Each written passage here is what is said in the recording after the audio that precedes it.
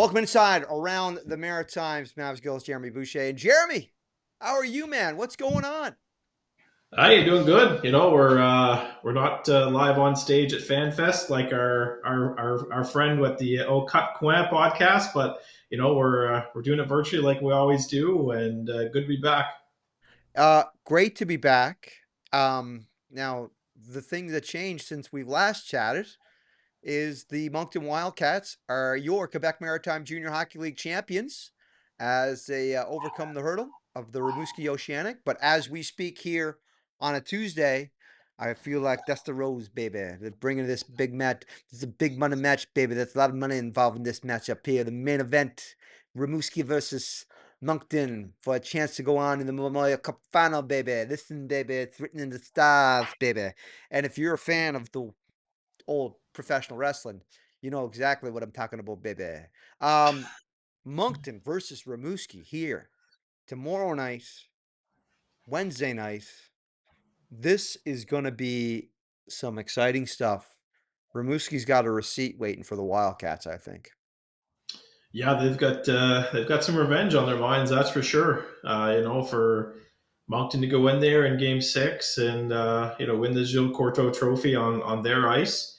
Rimouski would like nothing more than to send Moncton packing on the same ice surface. So Rimouski's going to be ready for that one, and Moncton's going to be ready as well. I think we can start off by just maybe sending our condolences to the McDougall family and the Buckley family. We learned at the press conference after the loss to Medicine Hot that Taylor McDougall's father-in-law passed away while golfing in Rimouski. So that was obviously tough, some tough news. So our thoughts and prayers are with all them, and if there's maybe a rallying cry that Moncton could use, they can go out and win for their GM and their head coach. But I think at the same time, Rimouski's going to be ready for that one. Yeah, and we talked about, it was Gardner McDougall, who has been one of the massive storylines here of this QMJHL season. He went, to the podium after the game and said, I found out 5 minutes ago that my brother-in-law and Taylor's wife's father passed away. It's the toughest Mhm. game he ever coached. And to be in that scenario, in that situation, to be, I'm not sure how he was able to persevere through that one. That's an extremely tough situation there for him and for the whole team. I mean, you've built your relationships with Gardner. You've built your relationship with Taylor, and there's a lot of emotions as teenagers, and you throw that into the mix.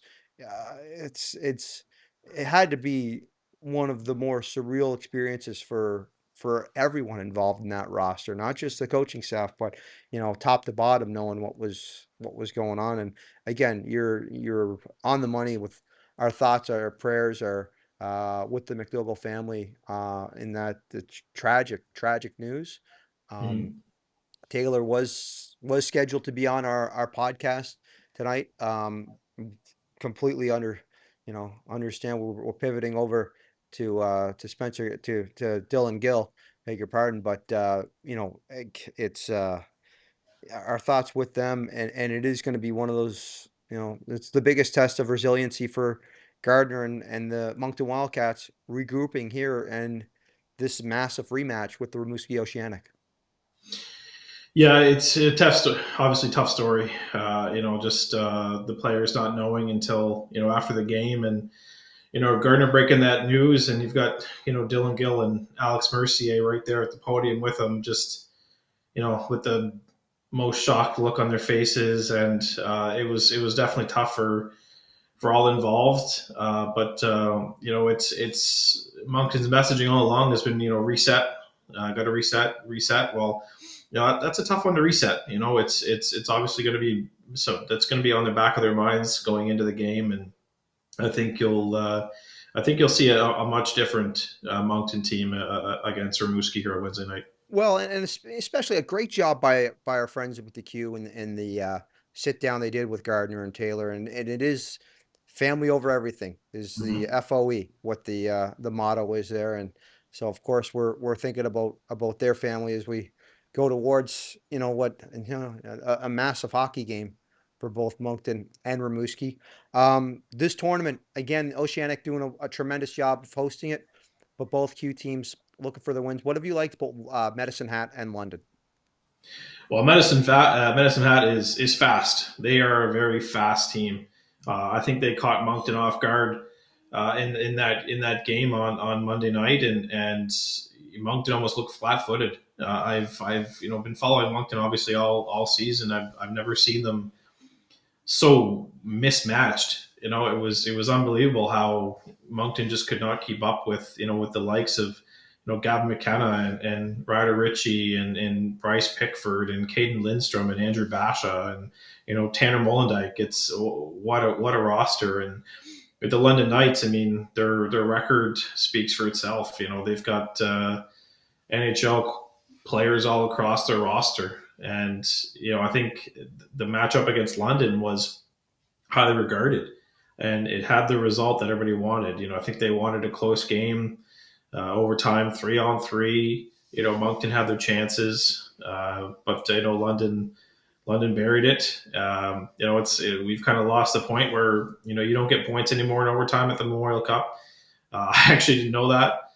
So when the game went to overtime, I was like, "Oh, well, sweet, Moncton got a point," but no, I guess not. And so that was definitely a learning experience, and it's I think going into that one, I think Moncton wants another shot at them, but I also think they want another shot at Medicine Hat. Both teams are really good. I think all teams have NHL caliber, next level players on the rosters, and I don't think you could have asked for a better four teams to be at this tournament. If you're a hockey fan, it's been unbelievable hockey. Great players across the board, and I think we're just getting started. Uh, for Moncton, they made the deal to bring in Mathis Rousseau to be on this stage, and I know 0-2 right now, but Mathis Rousseau certainly holding up his end of the bargain in between the pipes for the Wildcats.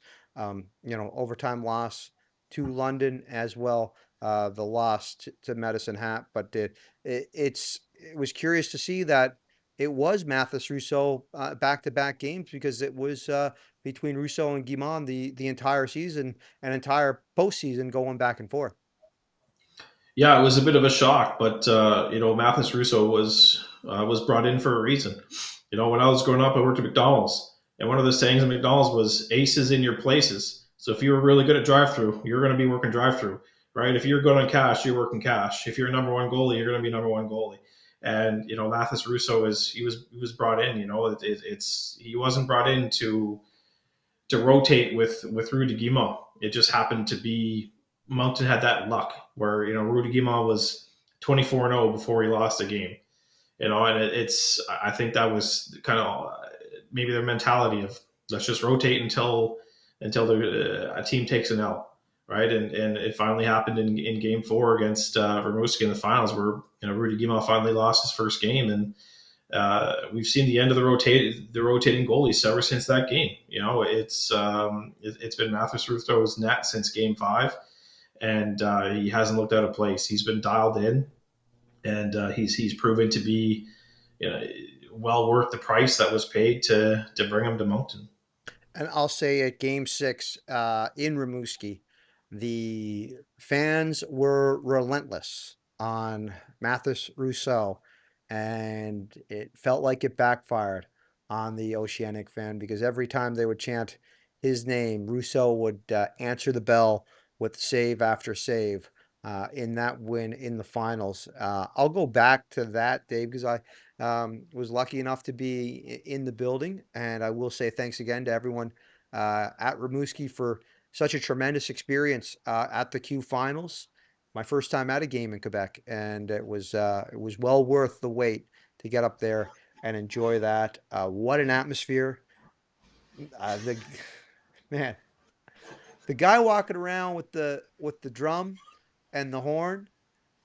Where we need that guy in every rink in the Maritimes.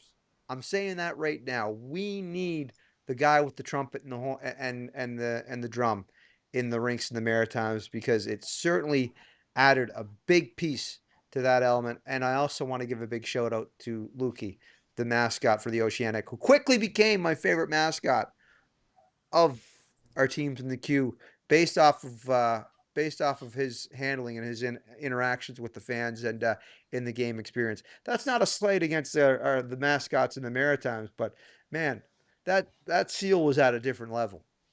I was gonna say, Fleaburn and Wild Willie and Mac the Moose and is it Screech? Screech in It Cape is Breton? They won't be Screech. very Yes, it happy to is hear Screech. the. I'm not casting dispersions or shade on my friends across the the furry friends across the Maritimes.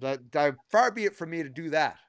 However, that mascot's on a different level up in Rimouski, and I think our guys can watch them.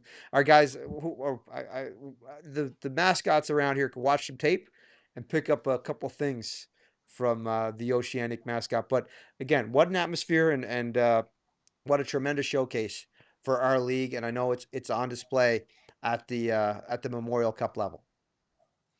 Yeah, for sure. I think it's. I couldn't pick four better teams to be at this tournament, and I think it's unfortunate that our two teams are 0-2, but I think it's you couldn't ask for a better scenario. It's you got a game Tuesday night. The winner of that game goes straight to the final. The loser plays the winner of Moncton or Rimouski. What a perfect scenario And where unbelievable hockey.